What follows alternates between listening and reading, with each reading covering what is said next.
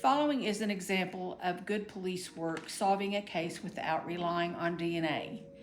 In 1984, Philadelphia police found the body of Deborah Williams, a 21-year-old Drexel University student, lying on her back at the bottom of a stairwell. She was fully clothed, but her socks and sneakers were missing.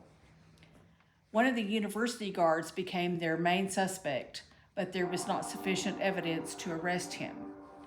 The case went cold for 8 years. In 1992, Detective Bob Snyder presented this case to VIDOC. One of the other VIDOC members offered a psychological profile of a killer, saying he was a power assertive type, a macho guy who liked to dominate and control. Detective Bob Snyder said this profile fit his guy to a T. The fellow VIDOC member, Richard Walter, advised Detective Snyder to focus on someone with a foot fetish. He would be someone who had stolen women's footwear previously. Detective Snyder put his focus back on David Dixon, his original suspect. He found out that he had been in prison for robbery. His military background showed that he had been court-martialed for burglary. He was accused of breaking into a fellow soldier's home and stealing her sneakers. He was also suspected of a string, no pun intended, of shoe theft at a Philadelphia naval base. Multiple spouses had reported that their white sneakers and socks were stolen from their homes, but they were not taken serious by any of the authorities.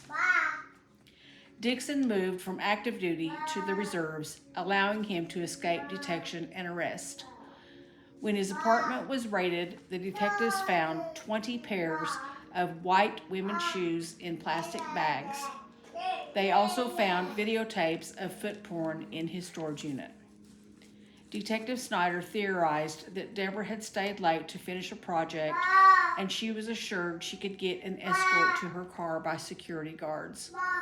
While Dixon was taking her to her car, his fetish took over and he beat and killed Deborah, taking her shoes and socks with him. These were also never found. After his arrest, he taped pictures of sneakers from magazines in his cell. Because of this, the other inmates dubbed him Dr. Scholl and Dr. Smell. In 1995, David Dixon was convicted of second-degree murder and sentenced to life in prison. This case is the perfect example of good old-fashioned gumshoe detective work. This was achieved without the benefit of DNA evidence, and even better, Deborah Williams finally received justice for her murder.